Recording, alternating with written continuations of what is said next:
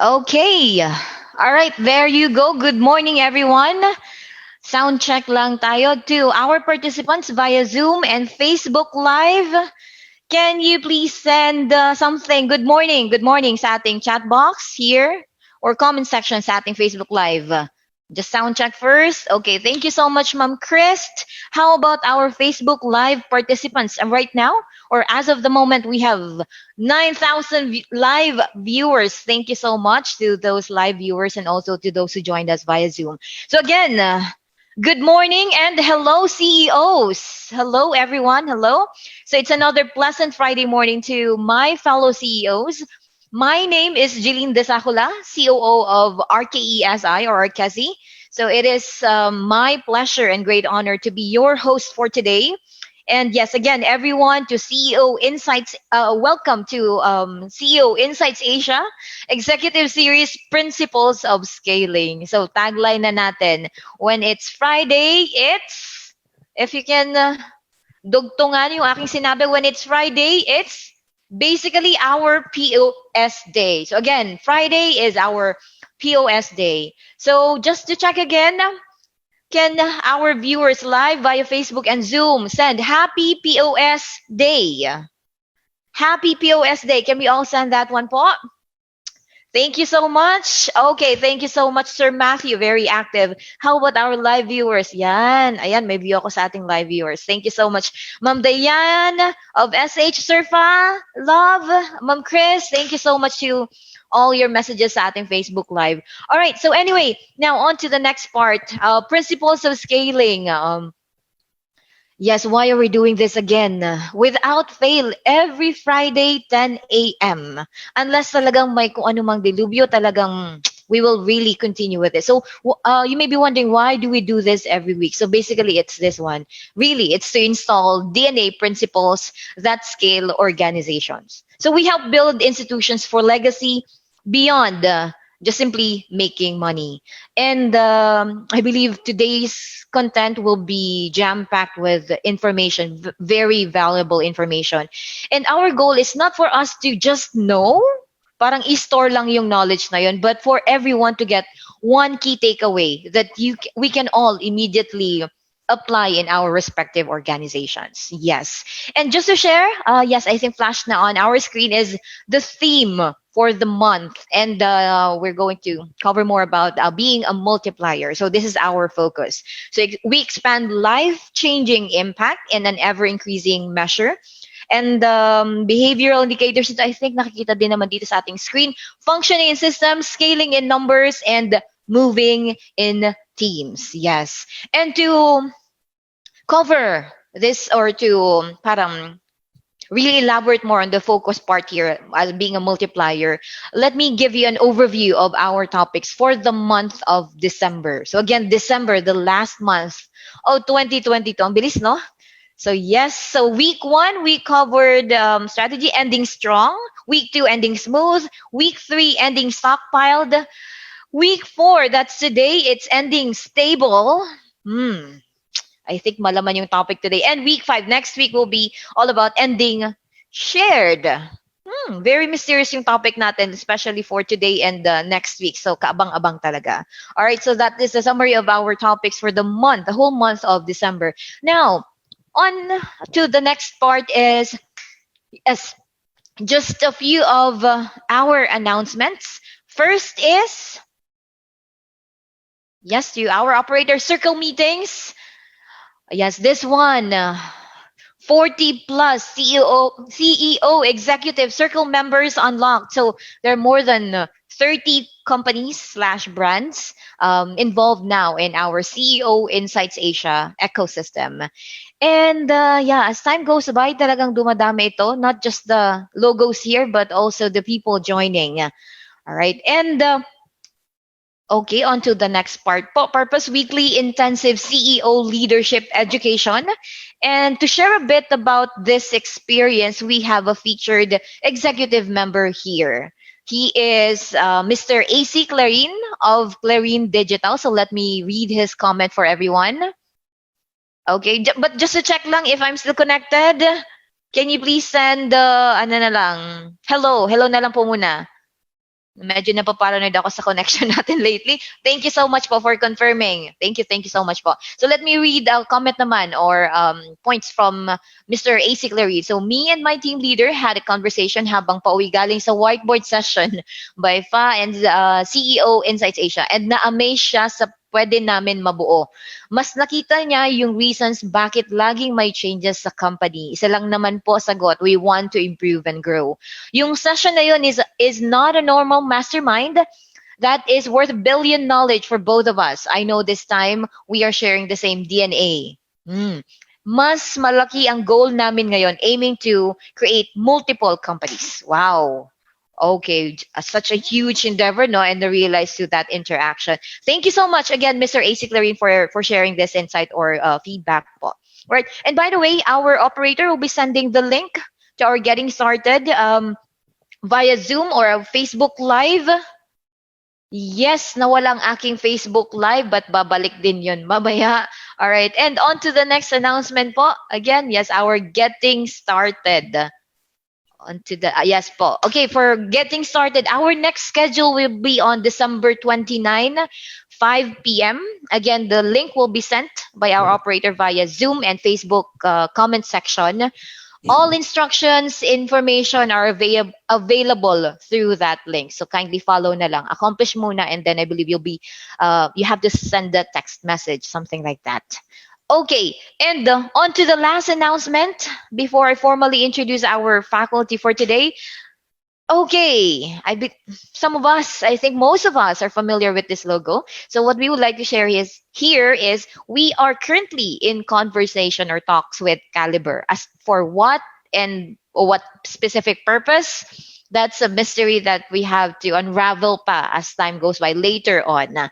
So yes, exciting, a lot of exciting news. So that's it for our announcements for today. Now, on to the next part. It is, again, my privilege and honor to introduce our week 4 faculty speaker. This topic, again, is all about the word ending stable. Very appropriate, no? Last 2 Fridays tayo of the month of December 2022. I don't know if it's a good news or bad, just na ending ng 2022. Anyway, for the introduction, this is the man who iconized the red tie and black suit. I think very consistent siya sa attire na ito. And icon na talaga.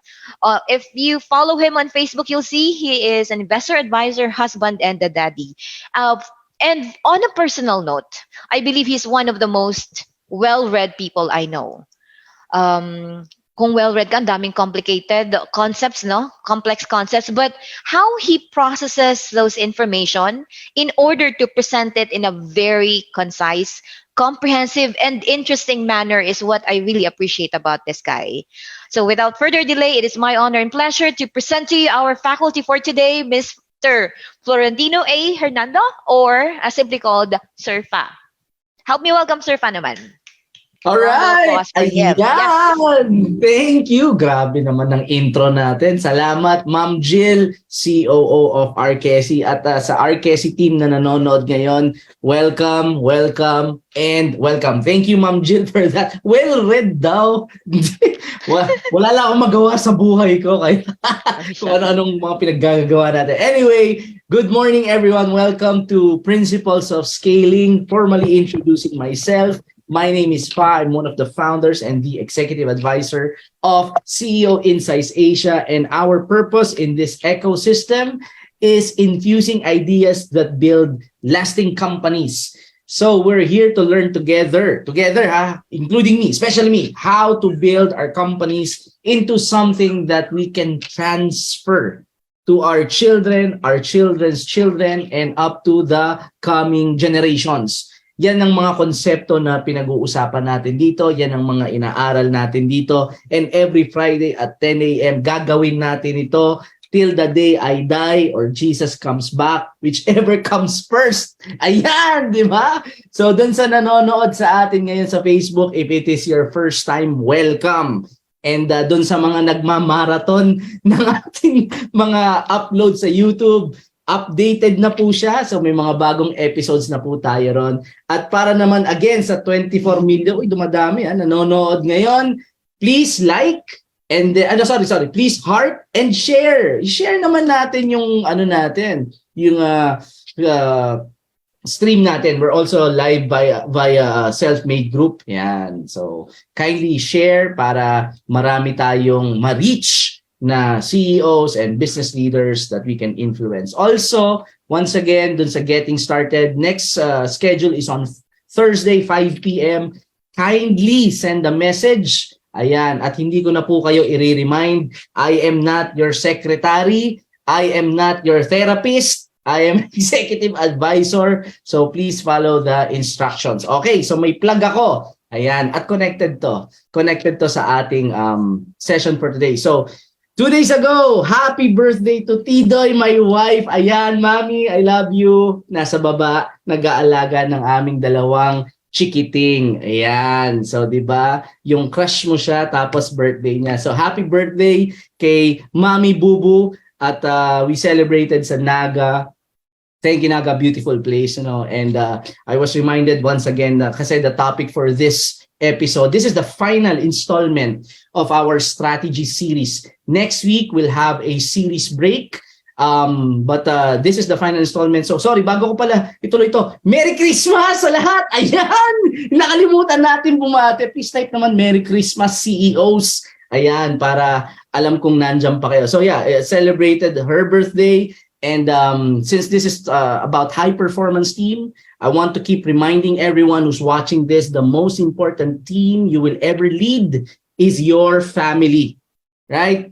Secondary na lang, faith, family, firm in that order. So we value family here, right? So yan, and we'll talk about that later. I started this one with the theme of family, will end it with the family. Okay, so agendas na tayo. Ayan, agendas. Diba? Conversation starter, I ask Matthew of Sellers Hub to share his insights dito sa medyo mahabang scenario na binigay ko sa kanya. And then we'll do a quick recap.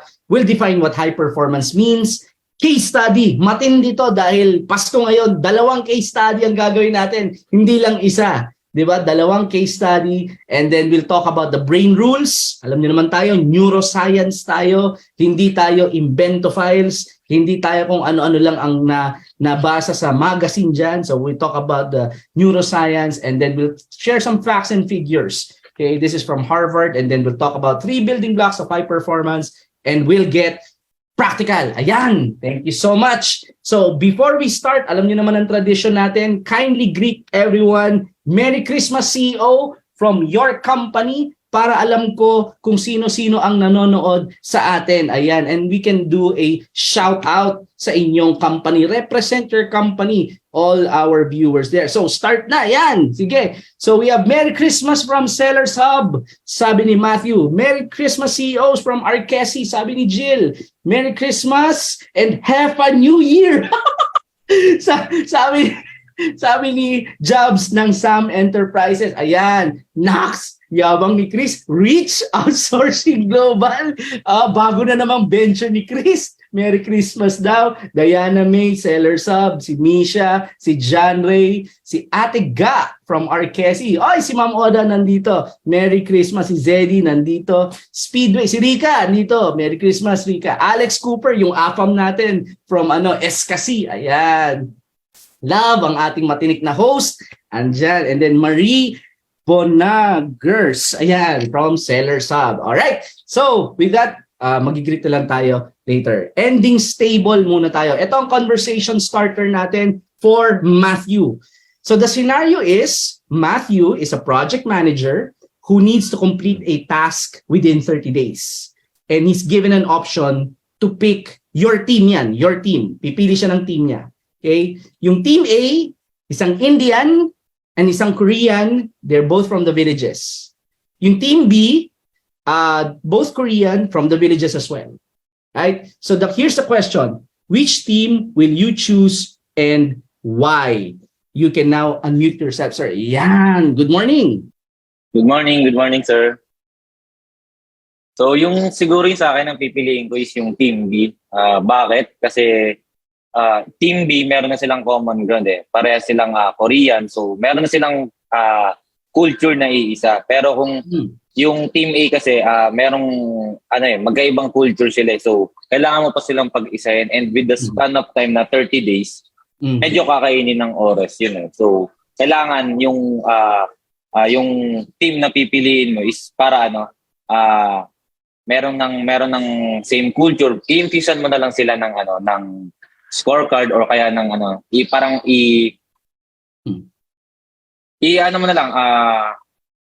ibibigay mo na lang sa kanila kung ano yung dapat nilang gawin. Kasi nga, same culture na sa kanila. Hindi naman kasi pag sinabing talent sa Korean, baka mamaya iba sa Indian eh. So, iba sila ng culture eh. So, yun yung sa akin, Team B.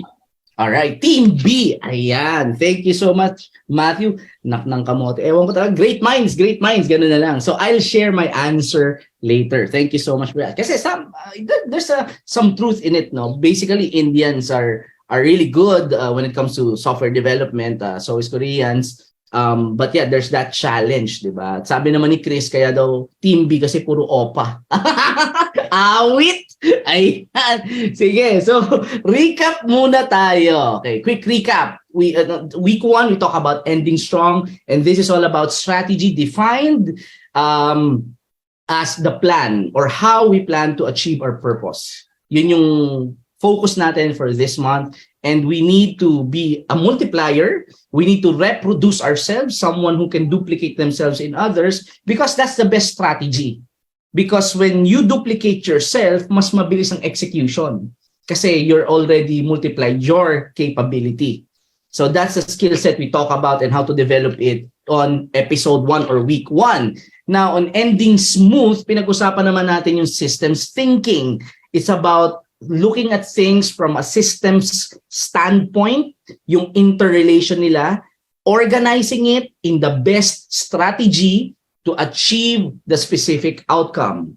Yan. And it's very important kasi we want to become a boring company. Yan ang endgame natin. And a boring company is simply a company, a great company that can be run by ordinary leaders. Sobrang boring niya na.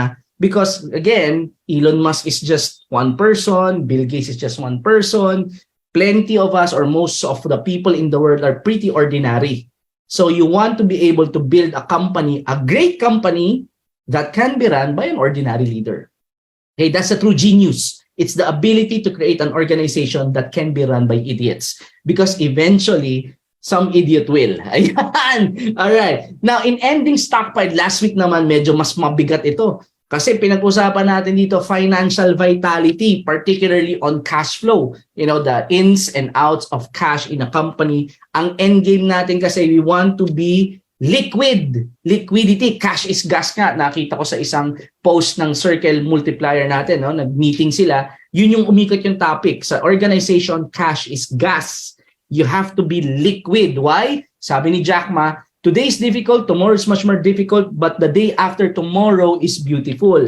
Unfortunately, most die tomorrow evening. They run out of gas. They run out of money. Cash is oxygen.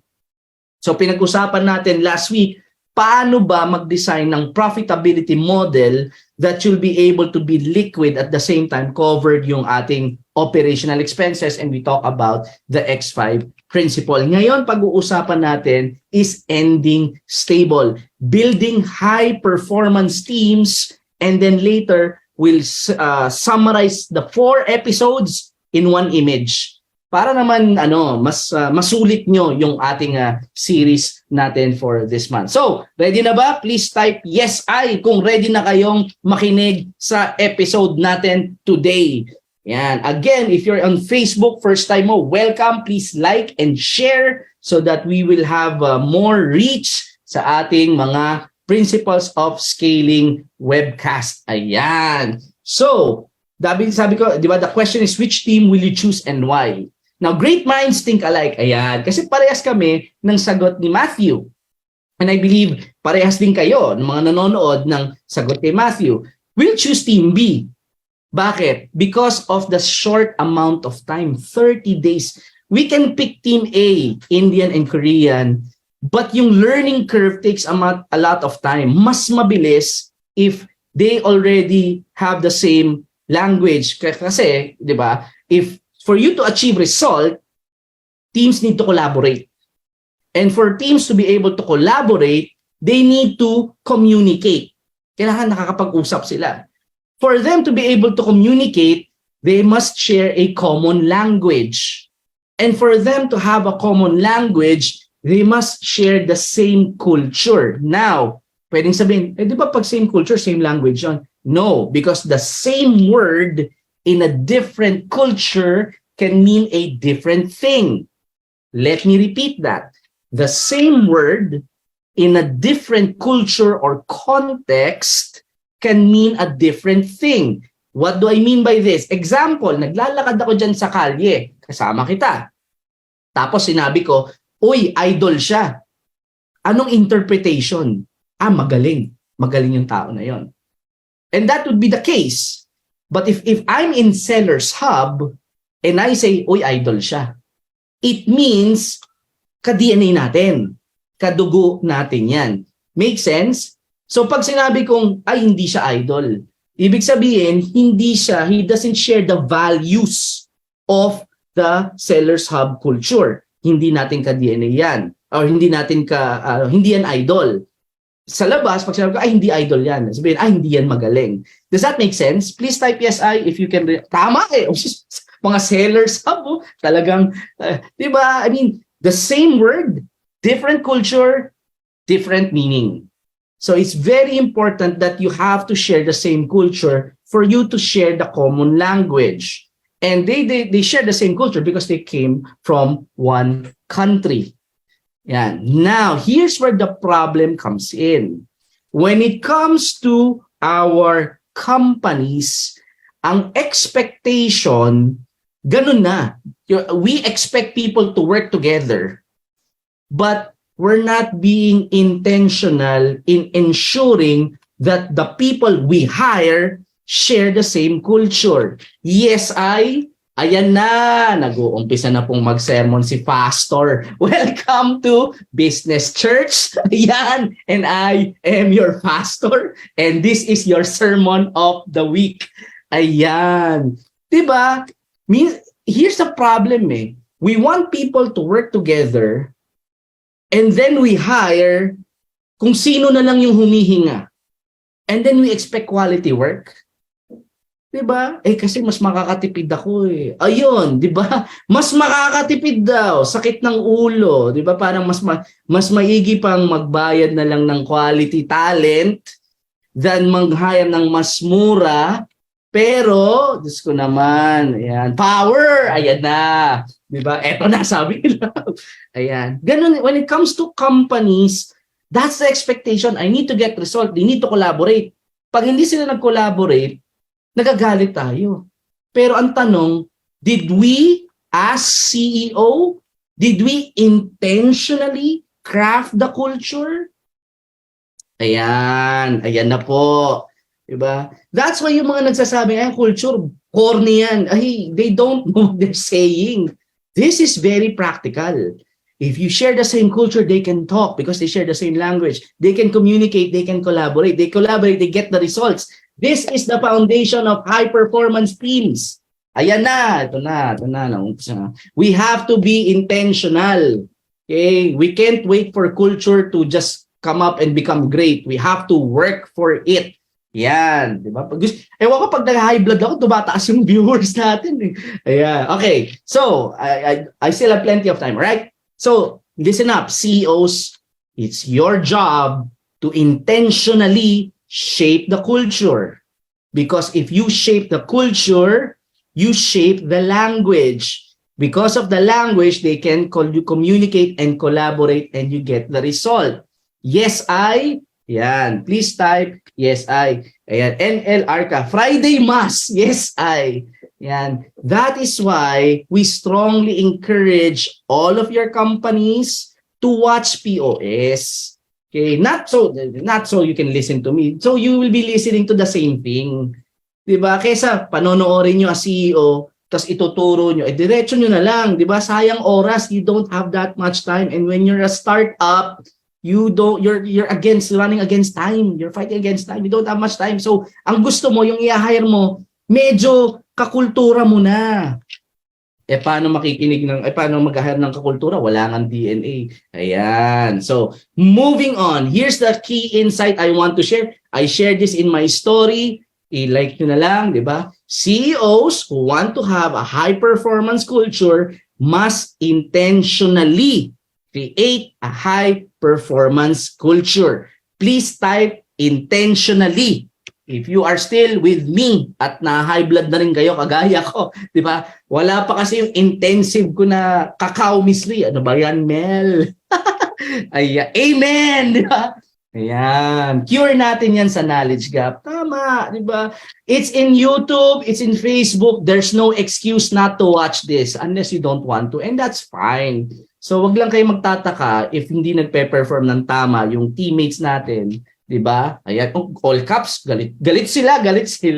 Okay. Alright. So, let's define high performance muna. Kalma. Okay? Ano ba high performance? What is high performance? Put simply, it's elevated output resulting from strong engagement. This is what we want as CEOs, as business leaders. We want elevated output. The keyword is output means result. Tumaas yung result. Okay?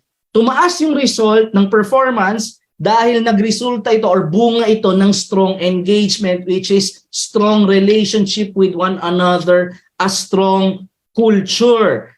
Yes, I. Please type yes, I if you're still with me. Ayan. Para naman makita ko habang yes, aray. Habang umiinom ako. Ayan. Talaga si Jobs naming ano. Yan. So, we want to get elevated output. It should result from strong engagement, strong culture. And again, going back to the slide, CEOs who want to build a high-performance culture or want to have a high-performance culture must intentionally create. You cannot wish for a high-performance culture or you cannot wait that it will happen. You have to work and make it happen. Ayan, sabi ni Barbie De La Rosa, intentionally. Yan. Welcome if this is your first time. Every Friday to, di ba? Welcome to Friday Mass. Okay, so let's do a case study. Dahil Christmas ngayon, dalawang case study ito. And obviously, it's Google. I love this case study. This is Project Oxygen. You can, this happened in 2008.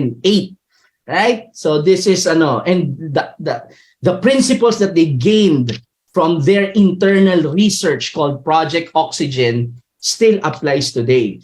So the reason they launched Project Oxygen is they really wanted, yung People Innovation Lab nila started the project because they want to prove that manager quality does not have an impact. Sabi niya, walang impact. And again, Google is run by engineers. Okay, majority of it are engineers. So they wanted the data to say, hindi lang feeling ko walang impact yung manager quality. No, they want data to back it up. That's why they launched this research. Unfortunately, it backfired.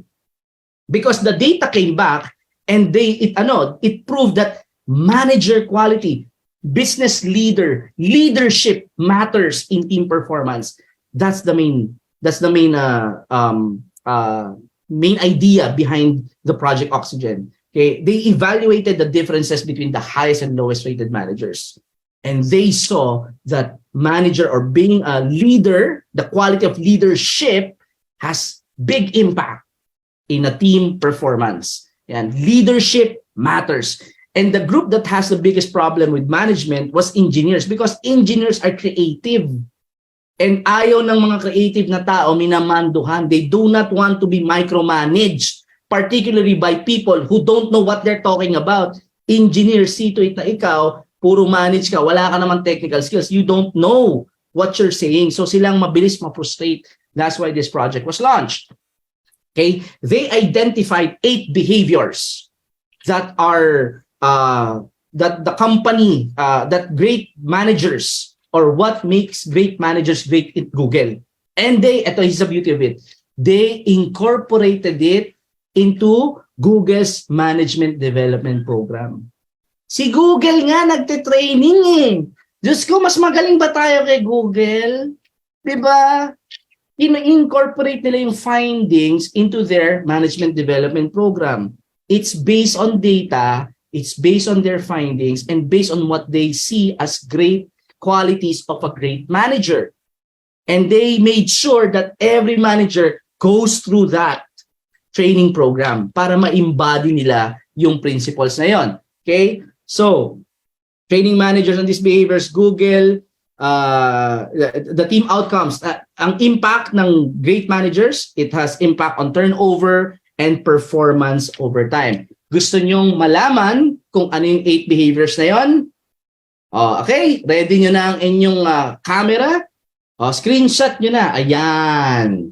Diba? These are the 8 behaviors of great managers. Number 1 is a good coach. Now, here's something I learned. No, I'm a teacher by profession. I taught elementary, high school, college.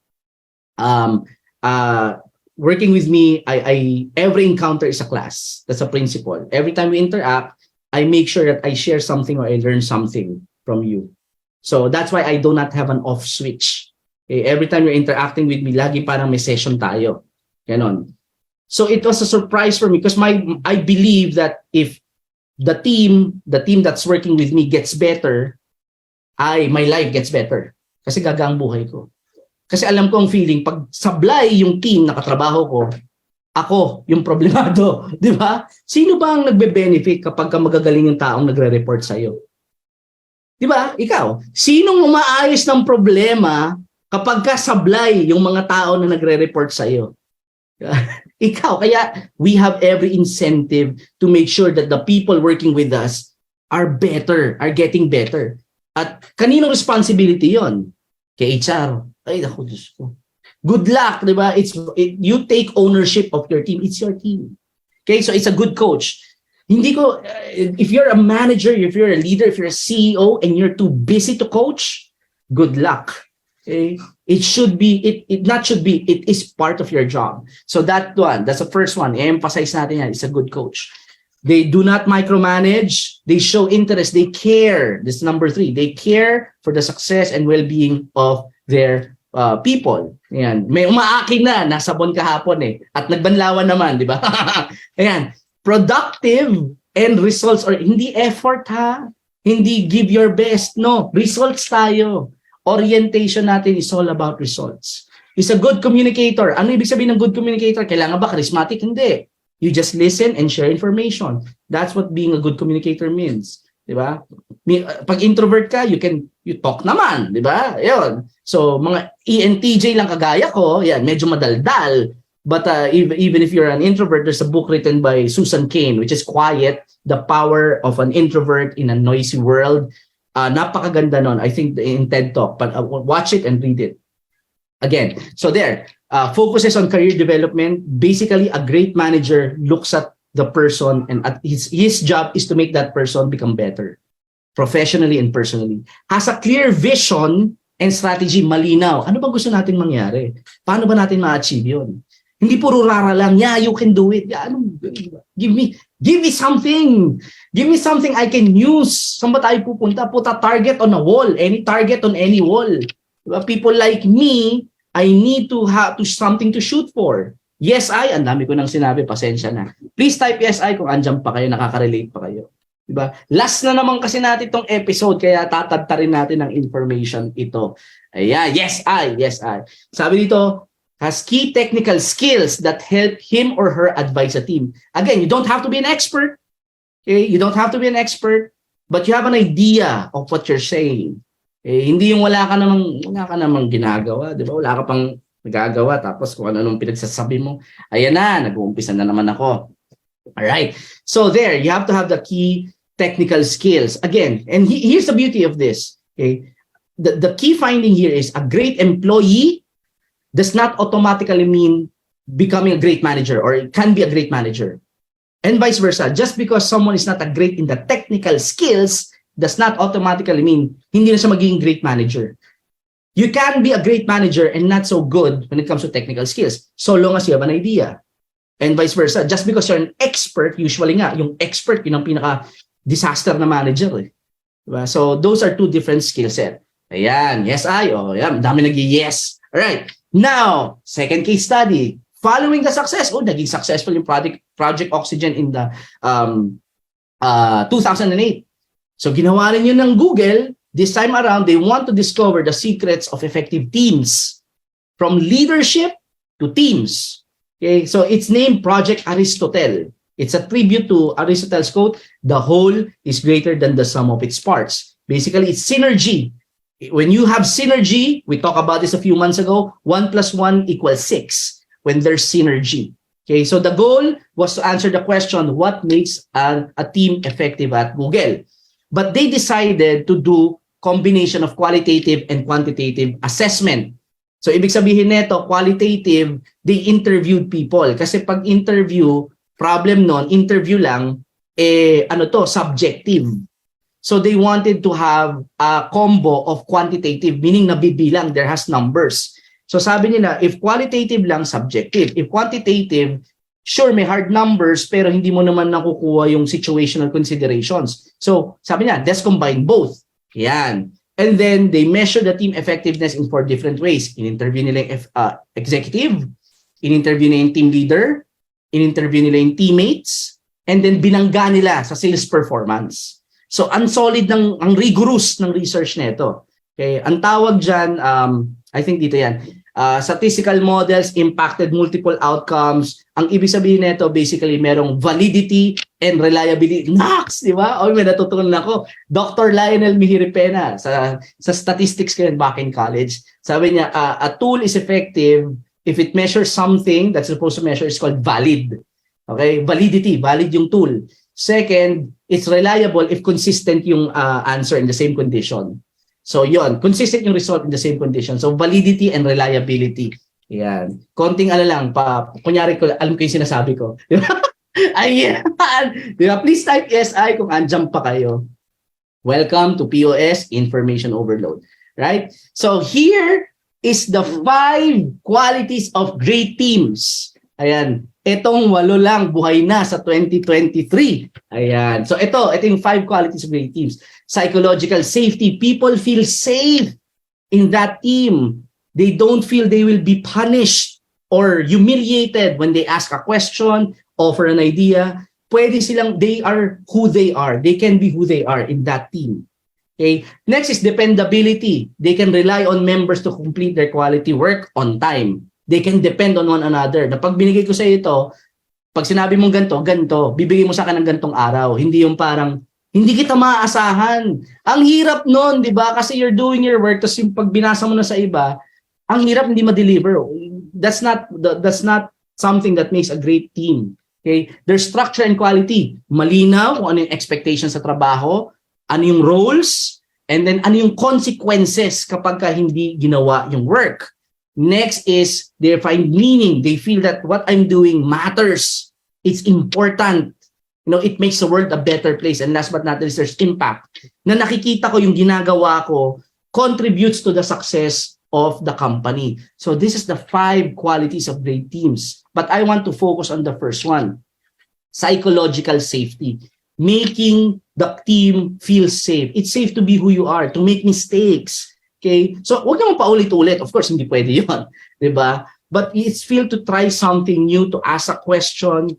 Yeah, that's the one quality that makes a great team great. Now, why is this important? It's validated by neuroscience. In 2021, there's a group called Thinkers 50 or T50. Go look up the website. And this is called the Oscars of management thinking. They reward every 2 years, they rank the greatest management thinkers of our time. And in 2021, Amy Edmondson won or was ranked number 1. She's one of my favorite authors. She wrote about teaming, I think 2012 yon. Okay. And the reason why she was ranked as number 1 is because she wrote a book entitled The Fearless Organization. Ito na naman tayo, libro na naman. Meron ako niyan. Alam niyo yung susunod. Okay, sige. Creating psychological safety in the workplace for learning, innovation, and growth. Ayan. Validity. Ayan. Alright. So, the Fearless Organization, sabi niya rito, growth today is driven by ideas and ingenuity. Okay? People must bring their brains to work. Para mag-grow daw ang isang company ngayon, kinakailangan yung mga tao, hindi lang kamay yung dala. Anong gagawin ko ngayon? Hindi lang order taker. They must think. They must bring their brains to work and collaborate and work with one another to solve problems.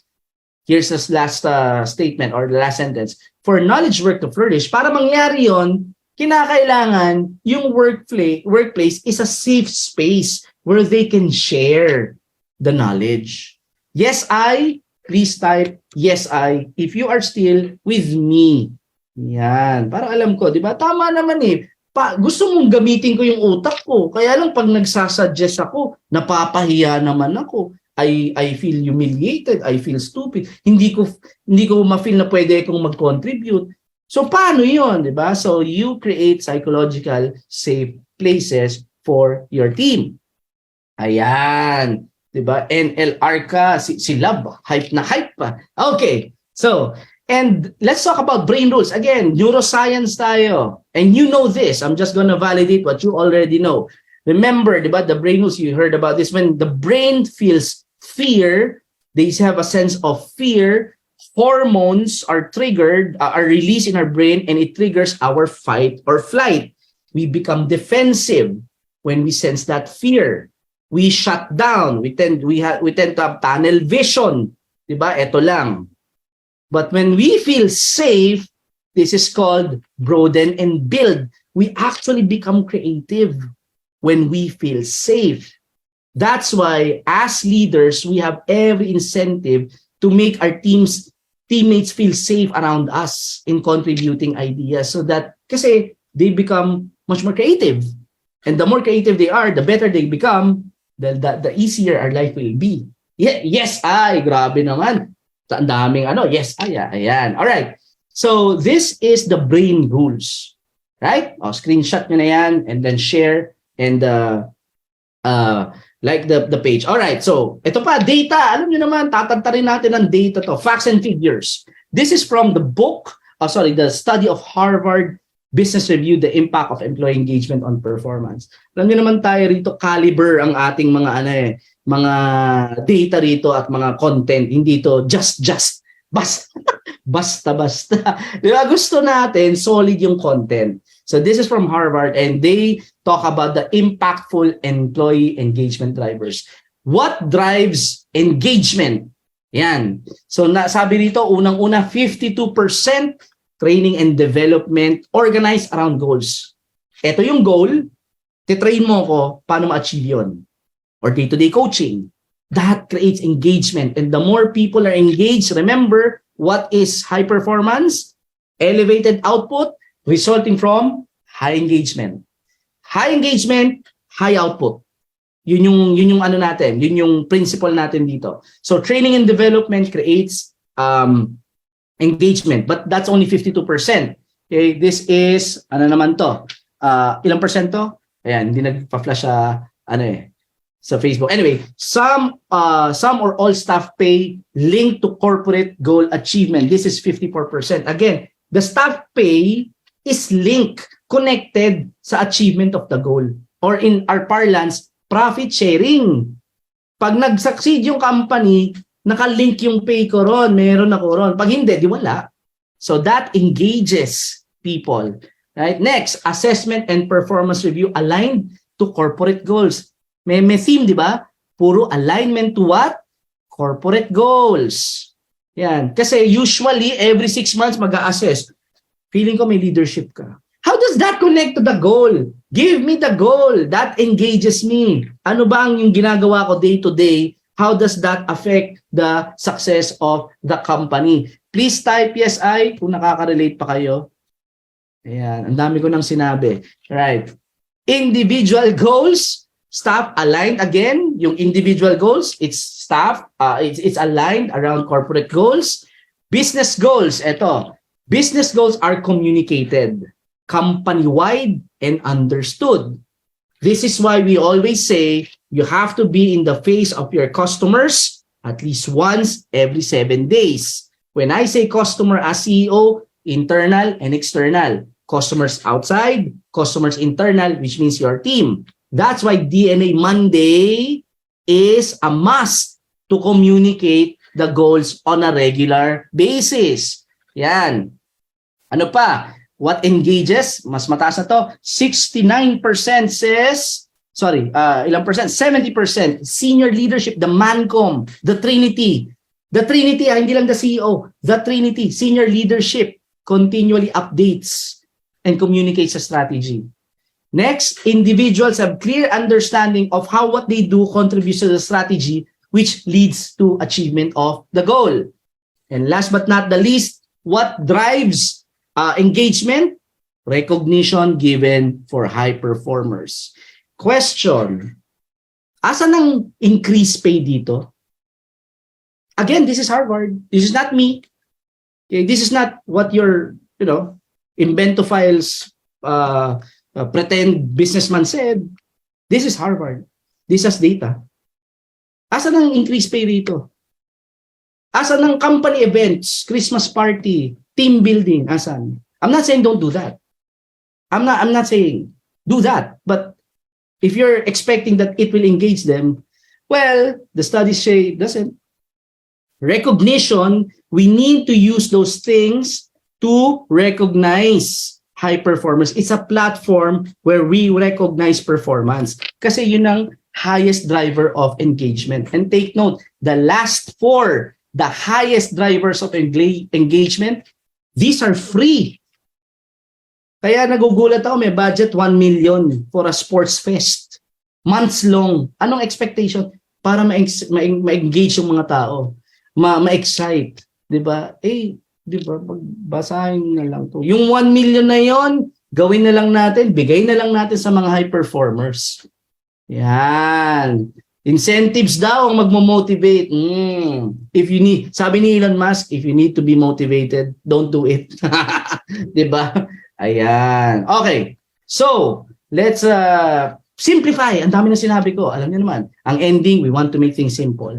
We simplified it into 3 building blocks of high performance. Something you can take home. Okay? Ano ba ang 3 building blocks? This is the magic triangle. Nandito si Ces nanonood. Diba? Para sa iyo to. Okay. 3 C. Okay? Clarity. Okay? Next, capability. Last, conversations. Clarity on what? Clarity when it comes to team. Clarity in goal, role, and soul. What do we want to accomplish?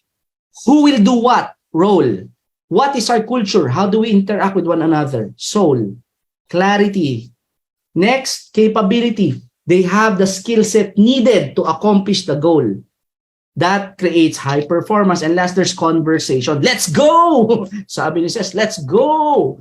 Yan. So, clarity, malinaw kung ano yung goal, communicated once every 7 days. Malinaw yung roles, kasi iba-iba ng roles yan. So, alam nila, itong role ko, iba yung role niya. So, nawawala yung kumparahan. Bakit? Kasi malinaw na critical yung gagawin niya kahit iba sa akin. Okay? Clarity of role, clarity of soul. How we interact, the values that we have with one another. Ayan. So, capability and skill set. And then conversation. Himayin pa natin yung conversation. Hatiin natin sa 3. When you say conversation, what do you mean by this? Diba? Conversation happens in clarification, Kina-clarify natin, baka may kailangan silang lilinawin yung goal, lilinawin, how to do things, and then in conversation, there's coaching. If you're a manager and you're not coaching, ganda naman ako. Ay, nako. Anyway, alam niyo na yun, di ba? If you're a CEO, you're not coaching your team, you're shooting yourself in the foot. Diba? It's self-inflicted. So it's your job to coach. Anyway, you know that. Okay, next, clarifications, coaching, and check-ins. Holding people accountable. Hindi lang tayo feel good. Oh, malinaw yung goal ha. Iko-coach kita day to day. Paano ma-achieve yan? And then I'll hold you accountable. Ang problema, walang check-in eh. Puro coaching lang. Tapos pag hindi na-hit, coaching pa more. Baka hindi naman coaching ang kailangan. Diba? Baka crucial conversations na ang kailangan. So it's very important to hold people accountable. Ayan, yes I. And all right. So, recap, clarity, capability, and conversations. Under conversations, we have clarification, coaching, and check-ins. Right. So, eto na. Let's get practical. And then we'll close. O, diba? On time ako. Andyan pa ba kayo? Please type yes I kung kaya pa. Para alam ko habang umiinom ako. Naubos. Yes! Sabi ni Rika. Yes! Alright. Kaya pa! Diba? Yan. Christmas naman eh. Merry Christmas. Alright. So, how do you install high performance? 3 C uli. Diba? I put a lot of thought. Ano ba si Jay? Alliteration to. Para sa'yo to. The first one is conduct business reviews. Dito yung check-ins. Right? Conduct business reviews with your team. CEO, this is you. Conduct business review to your Trinity, your Mancom. Hold them accountable. Do clarification, do check-ins, and do coaching. After conducting business review, next is coach your leaders. Teach your leaders how to teach.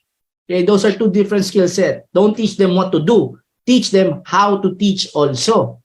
Right? And last but not the least, cascade expectations. I expect na pag nag-BR tayo, you will also conduct BR to your direct report, which will also, you will also expect those supervisor of yours will conduct BR to their immediate team. Cascade those expectations. Conduct business review, coach leaders how to coach people, and then cascade that expectations. Tumpak, sabi ni NL Arca. Okay. Closing na tayo. Ayan. And then after neto, Matthew will share his insights as we end. No? So maganda, siya nag-start, siya rin na mag-end. No? Anong key insight ang nakuha niya dito sa session na to? So it's all about being a multiplier in this month. Okay, we expand life-changing impact in ever-increasing measure. And week 1, we talk about ending strong. It's all about being a multiplier and duplicating yourself. And then functioning in systems thinking. And then scaling in numbers is you have to be financially viable, diba? And vital yung ating cash flow. And then today we talk about moving in teams. And I started with the family, diba? So this is my kids, ayan, diba? Si Justice at saka si Grace, yeah, they are my Justice and my Grace. And I talk about opening here na the most important thing you will ever lead is your family. And you have to be intentional. Okay, you have to be intentional in developing or instilling your values. Because I asked my wife kanina, bago nandito, Mommy, I talk about the most important thing you'll ever lead is your family. But what does that actually mean? And she said, you have to intentionally transfer your values to your children. You know, it's not enough that you provide. Diba? Obviously, syempre, pag nag-asawa ka, nag-anak ka, natural na yon. It's given na yon na that you provide for your family. But beyond that, some people will say, nagpo-provide naman ako eh. Diba? Wala naman silang kulang. It's not enough. You have to lead and be intentional. And the reason why I'm sharing this is because this is principles of scaling. And principles is applicable in business and in life. Kaya kung nagtataka kayo, ba't ganun pwede kong i-apply? Oh, principle eh. So it's applicable in all aspects. So you have to be intentional in transferring who you are, hindi mangyayaring pagising mo na lang, oy, ang gagaling na ng leaders ko. Doesn't work that way. You have to be intentional, week in, week out, transferring your values. You do that in your family, you do that in your team, right? So what's the connection between building high-performance teams and strategy? Well, simply, high-performance teams enable you to achieve your goals faster. The best strategy to achieve your goal, build high-performance teams. Paano? Ayan na, panoorin nyo na lang to. Diba? For free. Diba? Panoorin nyo paulit-ulit kasi recorded to. So, if it helps you get better, yeah. Right? So, I want to close with this quote. Okay. This image. So, how do we wrap it up? So, you create systems. When you create systems, you're able to multiply yourself. Once you multiply yourself, you're able to create a high-performance team. And when you're building a high-performance team, you are, you elevated output, higher financial performance, you execute the profitability model.